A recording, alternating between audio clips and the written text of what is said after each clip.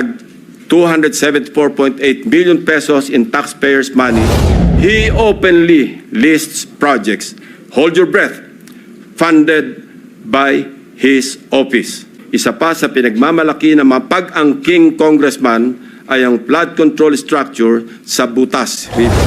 Pader nga po yan sa President. Perimeter fence ng subdivision, sari-saring gimmick, makapandaya lang ng milyones sa kaban ng bayan. Pare-parehong contract price, 77.199 million pesos. Pare-parehong riverbank protection structure, pare-parehong guni-guni.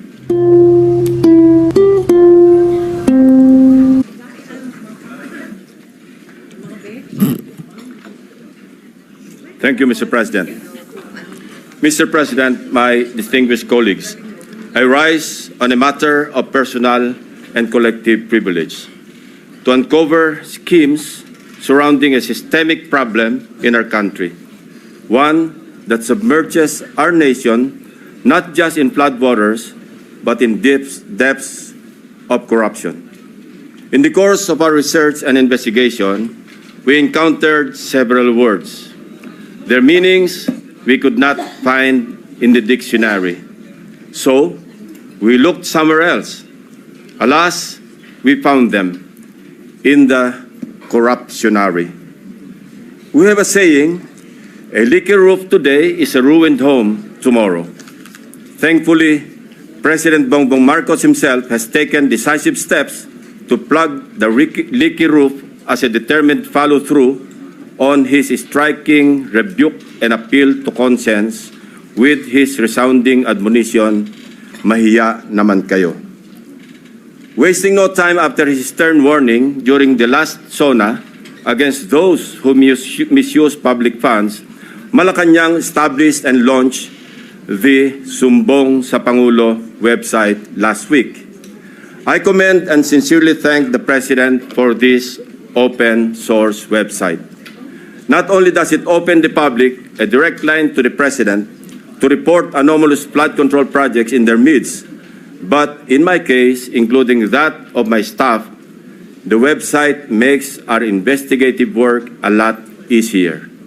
For one, the coordinates that the website provides showed us a faster way to find shady, even ghost projects. Last week, the President took aim. Today, I am pulling the trigger.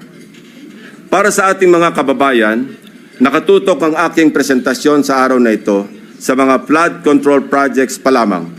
Hindi pa rito kasama ang iba pang mga infrastructure projects na punong-puno rin ng anomalya.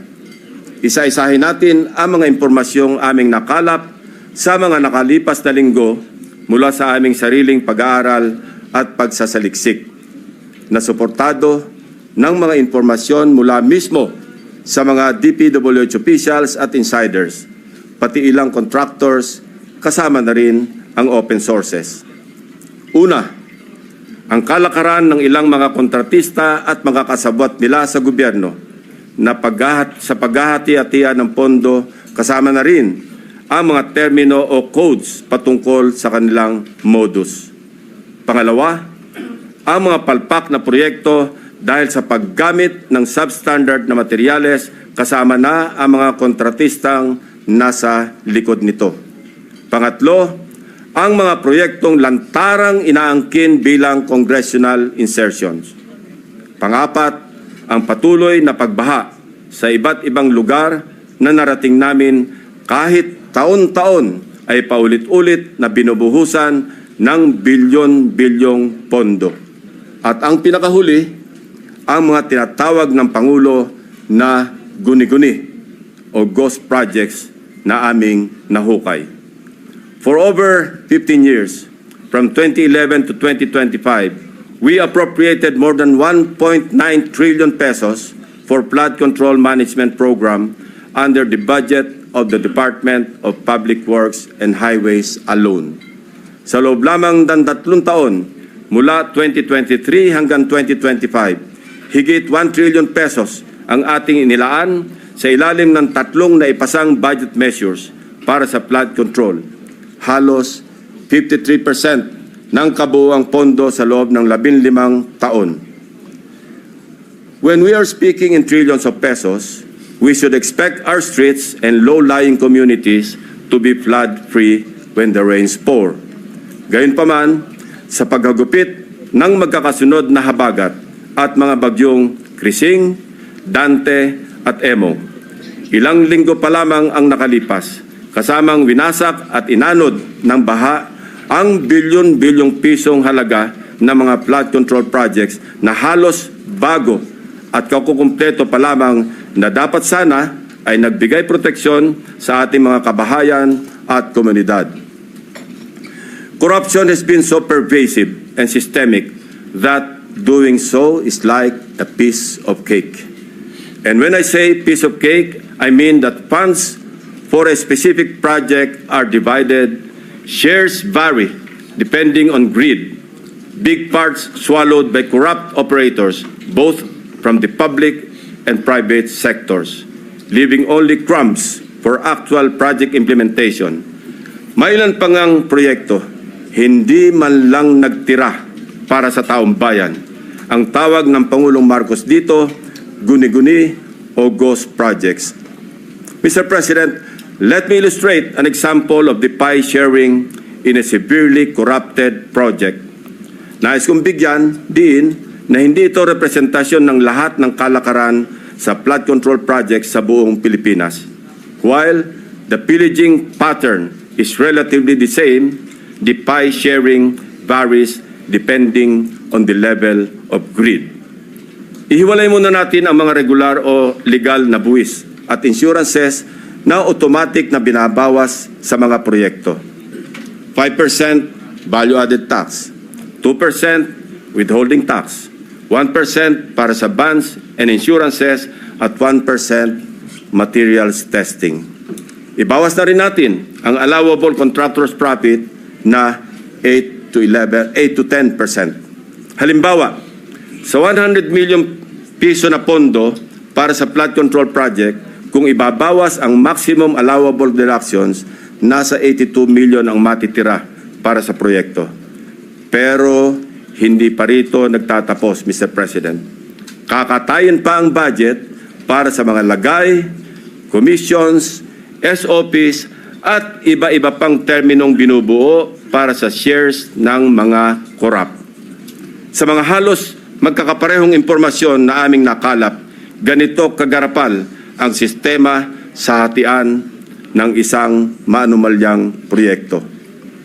8 to 10% para sa mga opisyal ng DPWH. Swerte na daw kung pumayag ang district engineer na 6% lamang ang parte niya. May ekstrang 2 to 3% pa na parte ang District Engineering Office kung may sosobra sa contractor's profit. Na-compute na rin kasi ng District Engineering Office ang tutubuin ng contractor mula sa project at sinisiguro na nila na sosobra ito sa allowable profit para mayroon pa silang kukubrahin. Ang tawag nila rito, reseta. Reseta dahil ang presyo na itinakda ng District Engineering Office ay nakasulat at napagdesisyonan na. Parang gamot, Mr. President, lulunukin na lang ng contractor. 5 to 6% para sa mga miyembro ng Beach and Awards Committee or BAC. 0.5 to 1% para sa COA. Mr. President, meron pa ngayon tinatawag na passing through or parking fee na aabot sa katumbas na 5 to 6% ng pondo. Ito ang itinuturing na royalty, ang tawag sa lagay na ibinibigay sa politikong may kontrol sa distrito kung saan iimplementa o itatayo ang proyekto. Lo and behold, Mr. President, 20 to 25% ang karaniwang napupunta sa funder o project proponent na politiko. Mr. President, ang matitirang pondo para sa pagpapatayo ng proyekto ay napakaswerte ng umabot sa 40% o 40 million pesos alisunod sa ating halimbawang 100 million pisong pondo para sa proyekto. Mr. President, there is an evident pattern of this nasty distribution of public funds among crooks. Ito ay base sa mga case studies na aming pinuntahan at masusing inimbestigahan sa iba't ibang dako ng bansa, partikular sa issue ng flood control. Hindi na namin isinama sa aking presentasyon ang mga naikutan at ibinunyag na ng Pangulo. Ang malinaw na malinaw. Halos pare-pareho ang pattern kung paano minamasaker ng mga kawatan ang pondo ng bayan. Nauna na po itong iniulat ng ating Pangulo noong nakarang linggo. Nang banggitin niya ang mga items na pare-pareho ang contract cost sa kabila ng pagkakaiba-iba ng specs, disenyo at haba ng proyekto. Panoorin po natin ang video. Pag sinabi, may 50 project, pare-pareho, 150 million lahat. Pare-pareho lahat. Imposible yan. It is impossible for one barangay, even if they are the next barangay, to have the exact same project to the exact same amount with the exact same contractor. Imposible yan. Sa parlance po na ang nakakaalam lamang ay ang mga kasali sa gulangan sa pondo. Ito po ang tinatawag na distinct. Distinct ang mga budget items na makikita sa General Appropriations Act at awarded contracts na may pare-parehong halaga para sa magkakalapit man o magkakalayo na proyekto. Distinct dahil ayon sa aming mga informants sa loob ng DPWH at kinumpirma ng ilang contractors, coded na budget ito para mayroong pagkakakilanlan ang mga quote-unquote may-ari ng proyekto. Para sa mga nakakaunawa, ang ibig sabihin po ay akin yan. Sa Bulacan First Engineering District na pinamumunuan na magkasunod na tinanggal sa pwesto na sina dating District Engineer Henry Alcantara at ang pumalit sa kanya na si Bryce Hernandez. Napag-alaman naming talamak ang ganitong kalakaran. Bakit? Sapagat ayon sa mga contractors at DPWH officials na nakipag-usap mismo sa akin at aking staff, ang dalawang ito ay halos pareho lang ang pagmamahal sa pera. Napabalita pa nga kamakailan na ang isa sa kanila ay nakakapagpatalo ng 100 milyon sa isang kasino dito sa Metro Manila. Mr. President, sa District Engineering Office na ito, sa ilalim ng pamumuno ng dalawang nabanggit na opisyal, para sa taong 2024, 28 proyekto ang pare-pareho ang pondo kahit magkakaiba ang specs, disenyo at haba. Distinct. Babalikan po natin, Mr. President, mamaya ang lalawigan ng Bulacan na aming maituturing na pinaka-notorious pagdating sa anomalya ng flood control projects base sa aming mga findings. Unahin muna natin ang kaso ng questionabling flood control project sa lalawigan ng Pampanga. 4 years now, the riverbank mitigation project in Candating, Arayat, has been the face of a failed flood control project. Tuwing umuulan, panay ang aray ng mga taga-Arayat sa pag-apaw ng ilog na hindi mapigilan ng flood control.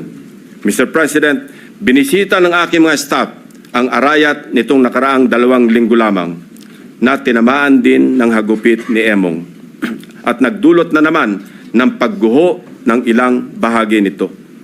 Take note, Mr. President, katatapos lang ng panibagong repair nito noon lang Hunyo ng kasalukuyang taon, 2025. Sa itsura ng structure, tila baga hindi binibigyan pansin ng gobyerno ang Candating.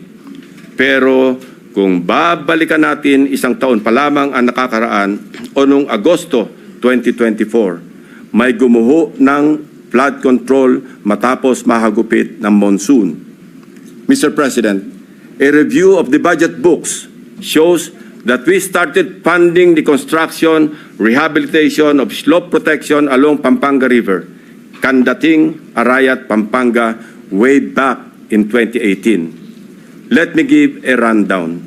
In 2018, we already spent 20 million pesos on a project for the construction, rehabilitation of slope protection along Pampanga River, Kandating Section, Arayat. Kalaunan, nasira. Since then, it has become a cycle, Mr. President. We used the people's tax money to repair it in 2023 for a contract price of 91.6 million pesos. It was repaired again by another year's tax money in 2024. This time, not once, but twice, 91.8 million for Phase 1 and 91.4 million for Phase 2. Take note, 20 million pesos lang ito sa una at original construction.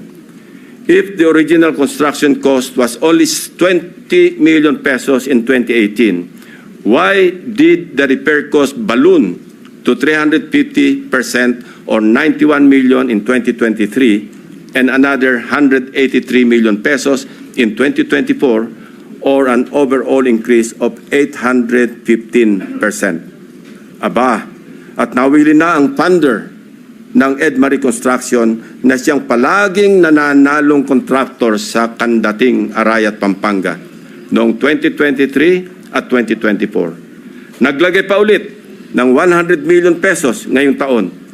Buti na lang, pinigil ng Malacanang ang pag-release ng pondo. Distinct then, but in a very distinct way. As I mentioned earlier, all of these were awarded to the same mighty contractor, Edmarie Construction and Trading.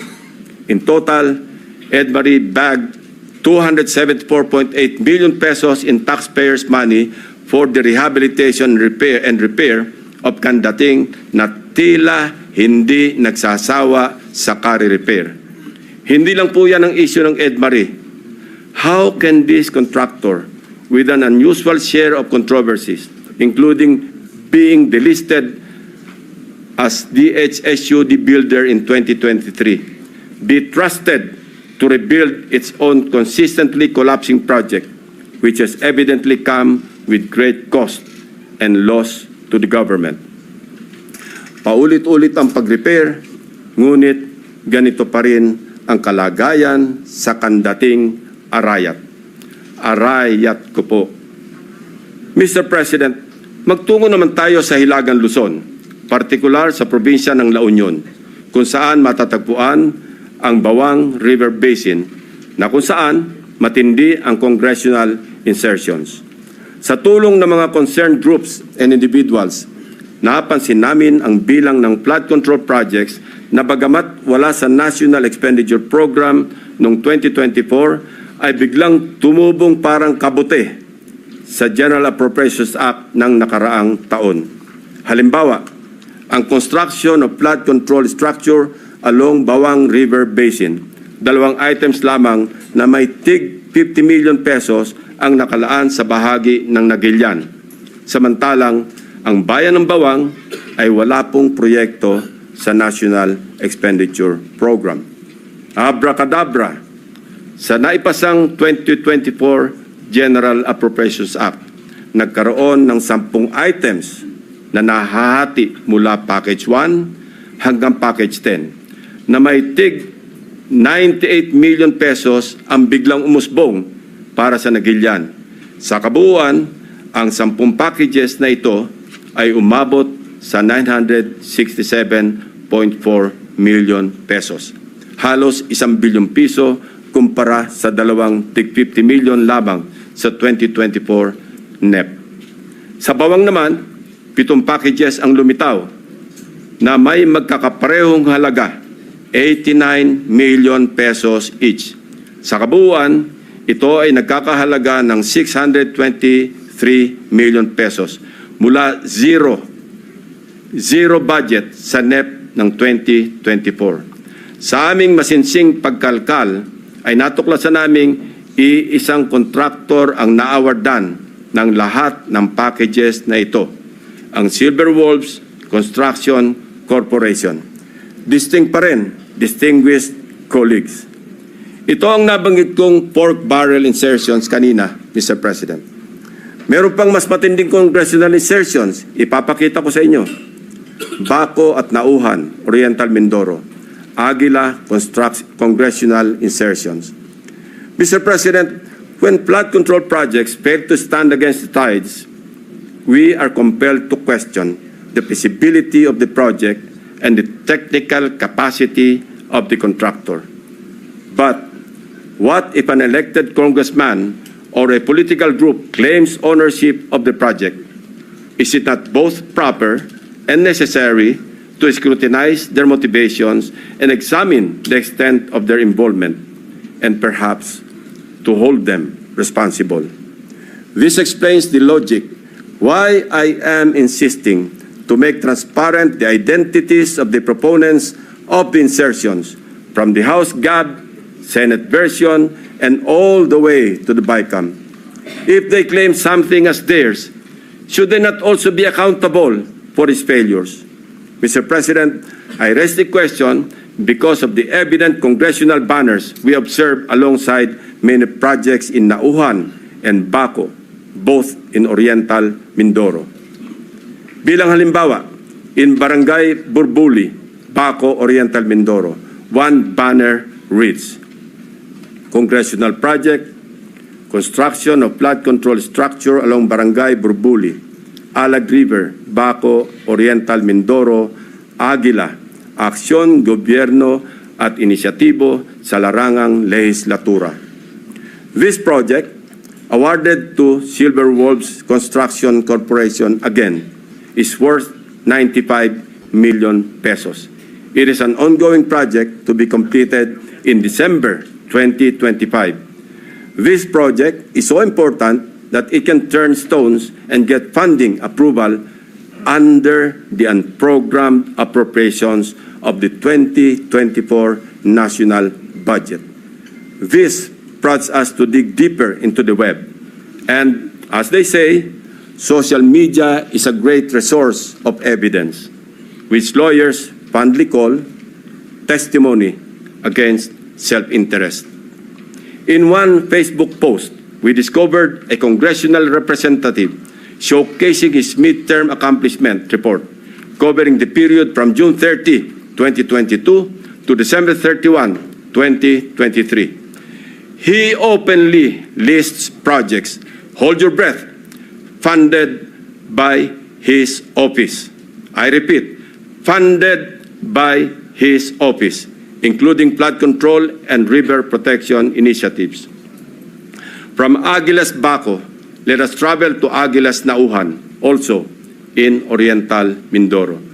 Mr. President, Nauhan is among the beneficiaries of 3.6 billion pesos worth of projects, while Baco proudly lists 807 million, all of which is attributed to and owned up by the office of the congressman. Hindi lamang po ito ang maswerteng napondohan. Isa pa sa pinagmamalaki ng mapag-angking congressman ay ang flood control structure sa Butas River upstream, Barangay San Jose, Nauhan, Oriental, Mindoro. We took time to visit the project, Mr. President, which he referred to as a national project through congressional allocation. The project was awarded to Raymond Builders for 231 million pesos at hinugot pa rin ito sa unprogrammed funds. Dalawang projects na po ito ng Aguila na natuklasan naming mula sa unprogrammed funds, isa sa Barangay Burbuli at isa sa Barangay San Jose. Sa tagal ko na rin pong nagbubusisi ng pambasang budget, ang pagkakaalam ko po, masalimuot ang proseso ng paggamit ng unprogrammed appropriations under the Special Purpose Fund para mag-augment sa ilang items under the regular budget. Hindi po madaling ma-access ito. Dapat A, may excess revenue collections, or B, new revenue collections, or C, those arising from new tax or non-tax sources, or D, approved loans para sa foreign assisted projects. Mahaba din ang requirements dito, Mr. President. So, ano kaya ang taglay na agimat ni Congressman? What gives, Mr. President, Kung saan may multimillion projects, dumadapo ang agila. Pero lubog pa rin sa baha ang nadadapuan ng agila. Isa lamang po ito sa napakaraming banners at social media posts ng congressional insertions ng mga politiko na naglipana sa iba't ibang bahagi ng bansa. Mr. President, ituloy na po natin ang diskusyon tungkol sa aming mga obserbasyon sa lalawigan ng Oriental Mindoro. Without taking anything away from the good but suffering people of this province on the legitimacy of their needs due to its high flood susceptibility, I want to speak of the billions of appropriations for flood control projects poured into this province in Luzon's eastern flank. Mr. President, when someone gets the largest share of the pie, we naturally ask why, especially if such a price comes from the taxpayers' tab. In Oriental Mindoro, for example, we wonder why among its 14 municipalities, one town tops the bill. Sa pagsalo ng buhos ng pondo, nauna ang Nauhan.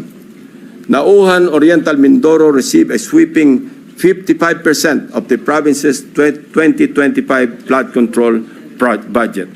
Katumbas ito ng 10 bilyong piso para sa flood control projects ng bayan ng Nauhan pa lamang.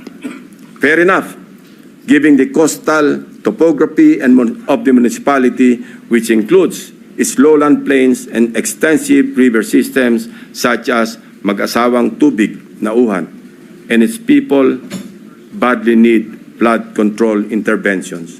However, the magnitude of its budget allocation in the last 3 years alone, amounting to approximately 19 billion pesos and nearly doubling each year, raises concerns regarding Nauhan's curious case. Even before the provincial governor of Oriental Mindoro blew the whistle, so to speak, on what he alleged as anomalous flood control projects, we had already dug deep in our study, literally sifting through years after years of appropriations for these projects. True to form and with due diligence, I immediately dispatched my staff to Oriental Mindoro to verify the data we gathered about Nauhan and to validate the governor's claims. Mindful of political bumps we may encounter, my directives are clear. We must see no political color and remain impartial in our findings. My staff traversed Oriental Mindoro across 10 barangays to randomly check flood control projects based on the list of awarded contracts from 2023 to 2025 that we obtained from the DPWH website. The field validation came in the aftermath of the widespread flooding in the province of Oriental Mindoro during the Habagat. Una sa aming listahan ang Barangay Mulawin. Sa 70 barangay ng Nauhan, Oriental Mindoro, ang Barangay Mulawin ay nakakuha naman ng 1.9 billion pesos. Sino kaya ang makapangyarihang funder sa Barangay Mulawin?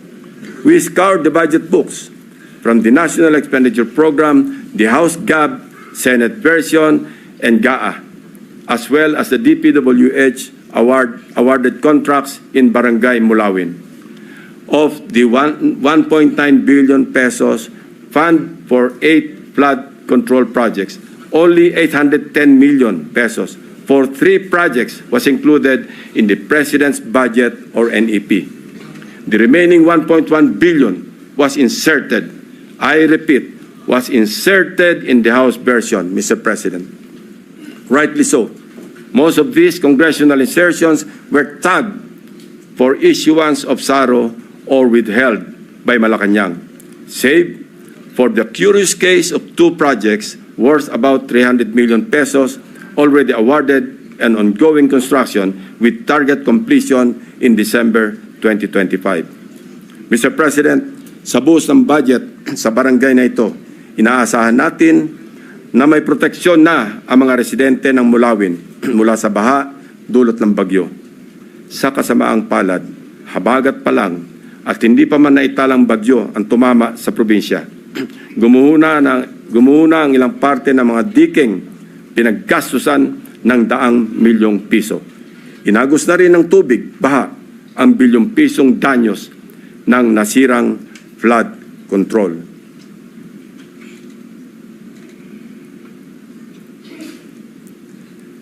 Ito mismo ang parehong barangay na gustong inspeksyonin sana ni Governor Dolor noong nakaraang Sabado lamang, kung saan napabalita ang pagharang sa kanya ng security personnel sapagkat ayon daw sa kontraktor ng proyekto, kinakailangan ng written approval mula sa DPWH bago makapasok ang sinuman sa construction area. Mabuti na lamang, napuntahan na rin po ng aking team ang di umano'y restricted area na ito noong unang linggo pa lamang ng Agosto. Actually pinagbawalan din ang aking staff na lumapit sa proyekto. Pero sapat na ang kuha ng aming drone upang makita ang mga depekto ng construction dito.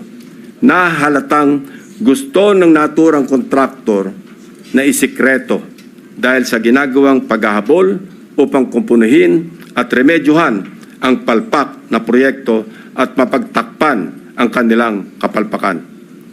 We are willing to submit our drone shots and other pieces of evidence to assist in the investigation and prosecution of those involved in these anomalous projects.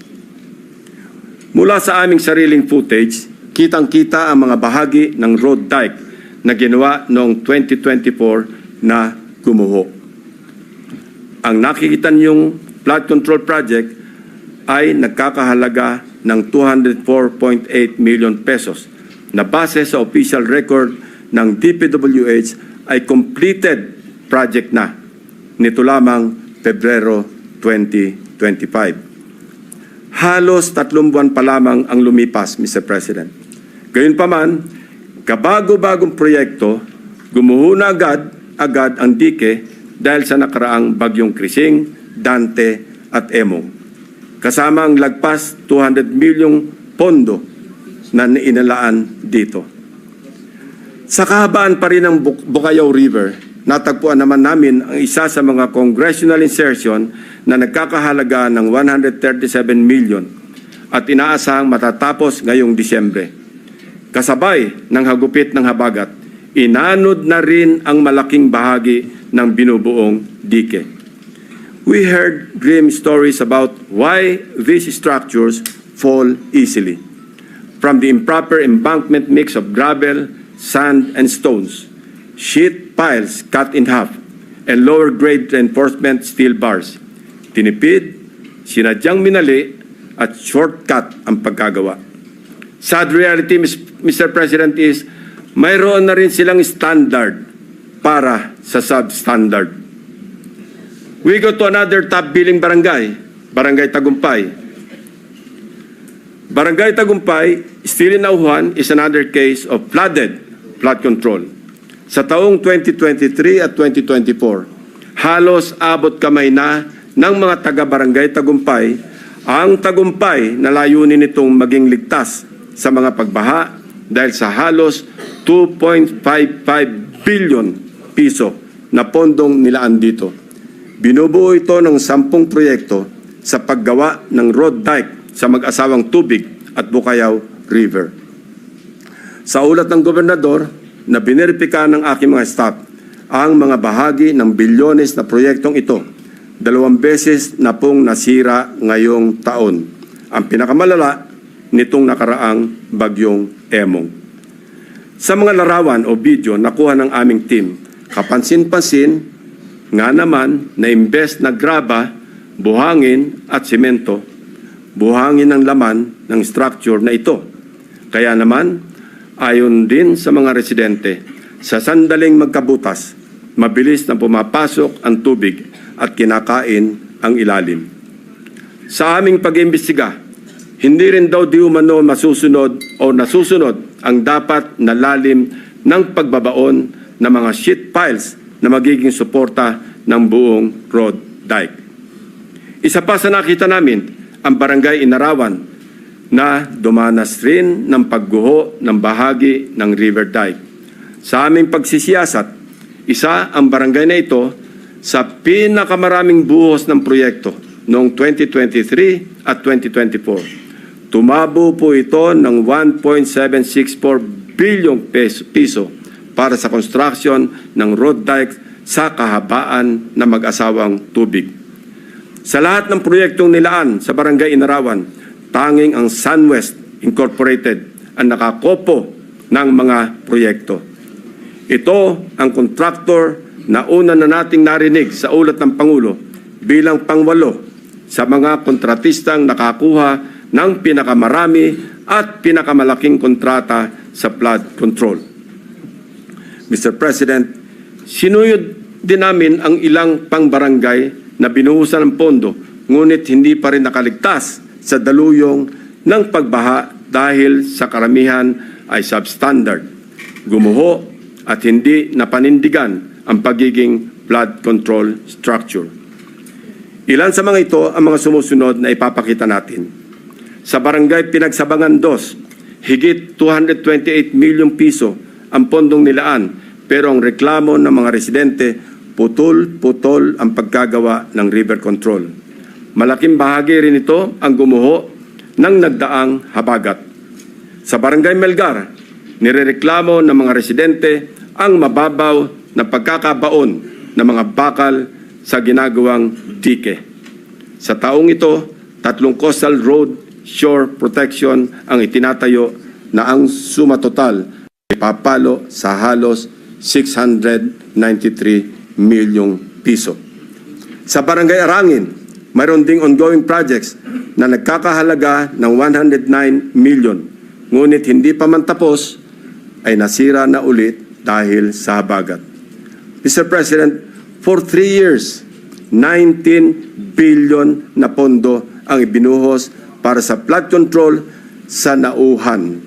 Umaapaw ang pondo pero lubog pa rin sa baha ang mga Nauhenyo. Ano nangyari, Mr. President? Kaninong mga bulsa inanod ang buwis ng taong bayan?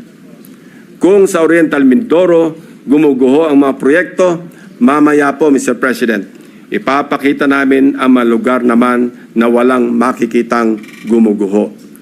Hindi dahil sa matitibay ang paggagawa, kundi dahil hindi talaga maaaring gumuho ang guni-guni o ghost projects.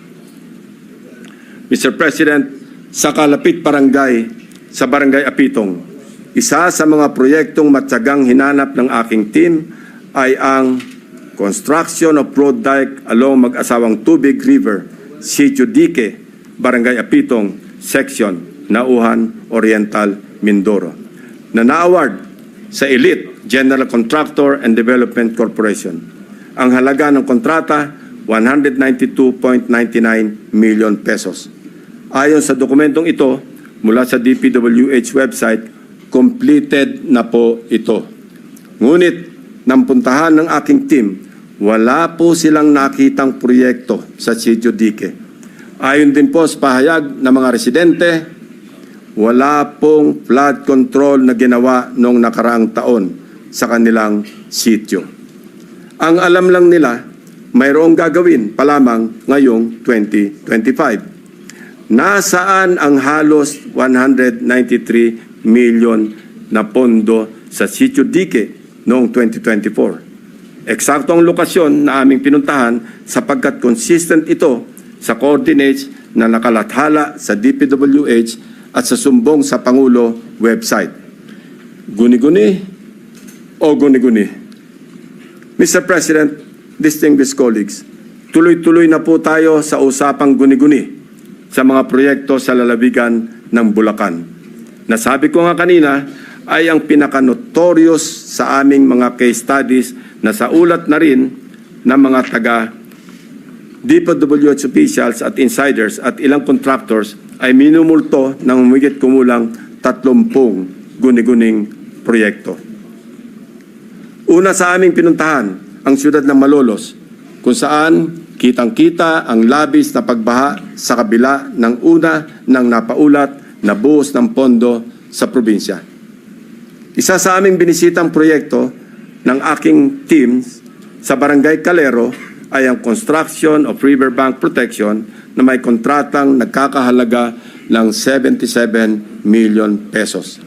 Ang kontraktor nito, base sa record, ay Wawaw Builders at tag as completed as of October 2024. Gamit ang coordinates sa sumbong sa Pangulo website, madali naming natunton ang lokasyon ng proyekto. Inabutan po namin ang flood control structure na ayon sa mga residente ay sinimulang gawin ngayong taon, 2025 lamang. Ibig sabihin po, ang pondo nito ay nasa taong 2025, hindi 2024. Sigurado kami sapagkat iba ang contract ID nito base sa DPWH billboard na inyong nakikita sa screen. Kinumpirma din po ng mga residente na walang flood control project na ginawa sa lugar noong 2024. Ang malaking tanong, ano ang riverbank protection structure na pinondohan at sinasabing completed dito? Ito po bang nakikita nating puting pader sa screen? Pader nga po yan, Mr. President. Perimeter fence ng subdivision. Mr. President, sari-saring gimmick, makapandaya lang ng milyones sa kaban ng bayan. Magtungo tayo sa susunod na barangay, Mr. President. Lula ng bangka, binagtas ng aking mga staff ang barangay Babatnin upang hanapin ang riverbank protective structure na pinondohan noong 2024. Ito ay nagkakahalaga ng 77 million pesos ulit na nakuha naman ng Darcy and Ana Builders. Mayroong flood control project na kumpirmado rin sa mga online videos na nahanap namin. Ang siste, hindi po ito ginawa noong 2024. 2018 pa po, Mr. President. Pinondohan din ito noong 2021, 2023, at 2024. Ayon sa mga residente, ang huling pagsasaayos dito ay nangyari noong 2023 na substandard din ang pagkakagawa. So, kanino napunta ang inilagak na pondo sa ilalim ng 2024 National Budget para sa proyekto na ito? Paulit-ulit ang pagpopondo kahit gawa na. Bagong style ito, Mr. President. Ilan pa kayang flood control projects ang ganito? Ang contractor nito na Darcy and Ana Builders. Nagmimistulang multo rin. Bakit kanyo? Base sa mga dokumento ng kumpanyang ito. Ito ay isang negosyo na rehistrado sa ilalim ng sole proprietorship at may address sa Cardona, Rizal. Sa pamamagitan ng simpleng pag-search sa Google Map ay madaling makita ang gusali kung nasaan ang nasabing negosyo. Subalit, nang puntahan ng aking team ang address, ang kanilang inabutan ay gym at e-payment store sa halip na construction company. Wala na rin ang signage ng Darcy and Ana Builders sa dating nakakabit sa building. Maya-maya, ipapakita pa namin ang mga natuklasan naming proyekto na gawa o dapat ginawa ng nawawalang Darcy and Ana Builders. Sinunod din po natin ang ilang barangay sa Hagonoy, Bulacan, na hanggang ngayon ay lubog pa rin sa tubig baha, Mr. President. Gamit ulit ang sumbong sa Pangulo website, hinugot namin ang exact grade coordinates ng proyektong aming nakita para tiyakin na sakto ang lokasyon kung saan tayo napadpad. Mr. President, the first subject project was in Barangay Carillo, Hagonoy, Bulacan. Supposedly completed on April 19, 2024. It was awarded to Darcy and Ana Builders and Trading for a sweeping price tag of 77.199 million pesos na naman. Mr. President, gusto po ba ninyo makita ang itsura ng isang 77.199 million pesos worth na riverbank protection structure? Tingnan po natin. Nasaan na nga ba? Ewan ko, Mr. President, dahil wala tayong makita. Kahit ano pang suyod ang gawin namin, hindi namin makita o mahagilap ang flood control project ng Darcy and Ana Builders. Hello Darcy, ang Ana and Ana, nasaan ng flood control? Tumawid naman tayo sa barangay Abulalas, sa bayan pa rin ng Hagonoy. Silipin natin ang Tatak Darcy and Ana Builders Flood Control Project. Sinuong ng aking team ang baha sa barangay Abulalas, Hagonoy para hanapin ang proyektong construction of riverbank protection structure mula sa Darcy and Ana na nagkakahalaga ng 77.199 million pesos na naman. Ito po ang tumambad sa amin, Mr. President. Nakikita niyo po ba ang pagkakatayo ng flood control structure?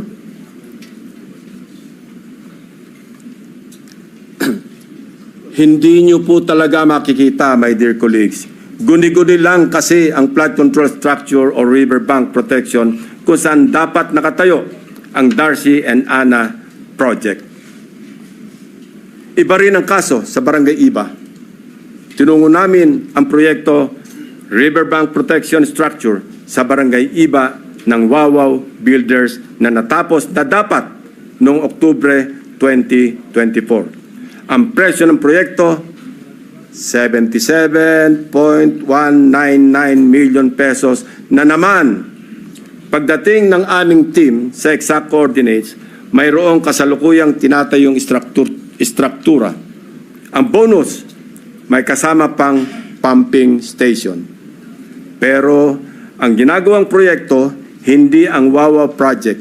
Sa mismong lokasyon kung saan dapat nakatayo ang Wawa Riverbank Protection, ang nakabalandrang contract ID ay ang ongoing project ng isang Third Star Builders Contractors para sa flood mitigation structure with pumping station and floodgate na ang presyo ay papalo sa 92.54 million pesos. Mr. President, nawawala ang Wawa project at mukhang gusto pang pagtakpan ang ghost project na ito, kaya nagmamadaling magtayo ng bagong struktura sa eksaktong project location kung saan dapat matagal nang may flood control. Wawaw ang binisita, First Star ang dinatnan.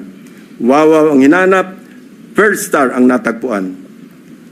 Mukhang ang modus na ito tatapalan ang ghost project ng ibang proyekto at ang masama na walang parang bula ang milyong-milyong gastos mula na naman sa taong bayan. Sa Barangay San Nicolas naman, iba ang forma at hulma ng ghost project. Binisita namin ang proyekto ng Wawaw Builders na ang halaga ay 77.199 million pesos na naman. Ang nasabing proyekto, sinimulan daw noong Pebrero at natapos noong Disyembre 2023. Pero sa aming pagsisiyasat, 2017 pa lamang ay mayroon ng flood control sa lokasyong tinuro kung nasaan ang Wawaw project. Makikita rin sa historical imagery ng lugar na walang nabago simula pa noong 2017. So, anong tinayo ng Wawaw Builders noong 2023? Eh di wala. May guni-guni na naman sa Barangay San Nicolas. Wow na wow ang Wawaw. Mr. President, makikita natin ang iisang pattern ng mga proyektong guni-guni ng Darcy and Ana at Wawaw Builders sa Barangay Carillo, Abulalas, Iba, at San Nicolas, First Engineering District ng Bulacan. Pare-parehong contract price, 77.199 million pesos. Pare-parehong riverbank protection structure, pare-parehong guni-guni. Very distinctly ghost projects. Ang mga taong nasa likod ng scheme na ito or scam na ito ang dapat ipinampupukpok sa pagbabaon ng mga seat piles. Hindi ito kababalagan, Mr. President. This is well orchestrated by an organized network of people who abuse their power. May isang grupo sa loob ng First District Engineering Office ng Bulacan na kilalang sindikato ng mga substandard at ghost projects. Ang kanilang modus, manghihiram ng lisensya sa mga suki nilang contractors. Gamit ang lisensya ng contractors, sila na ang mag-implement ng proyekto. O kung hindi man, magpoproseso ng mga dokumento para lumabas na completed na ang mga ghost projects. My office is willing and ready to provide the names of the members of this well-organized syndicate inside the Bulacan First District Engineering Office, including probable witnesses to testify against them if and when the appropriate authorities will open a formal investigation into these morally wicked schemes to defraud our people of their hard-earned taxpayers' money. For the information of the body, inikot at siniyasat din po namin ang ilang mga proyekto sa Kabikulan, Davao Peninsula, Western Visayas at Central Mindanao. Kasalukuyang ginagawa pa ang validation ng aming findings para sa mga susunod na investigasyon. Mr. President, my distinguished colleagues, we all heard President Marcos Jr. in his rare, exasperated, confrontational tone during his fourth SONA last July 28. Pinalakpakan natin siya ng malakas nang sabihin niya sa ating harap-harapan sa plenaryo ng Batasang Pambansa, mahiya naman kayo. And rightly so, since he also said in the same SONA that he witnessed firsthand how the floodgates of corruption have swung wide open in many areas he personally inspected. He saw defective flood control projects, obviously built with substandard materials or not built at all, wasting hundreds of billions of pesos in taxpayers' money drifted away and down the drain. And all this, Mr. President, went straight to the pockets of the insatiably greedy, so vile, so greedy, and corrupt to the core politicians, DPWH officials, and contractors, conniving among themselves, unmindful of the lives lost and the properties destroyed, all for their lust for money.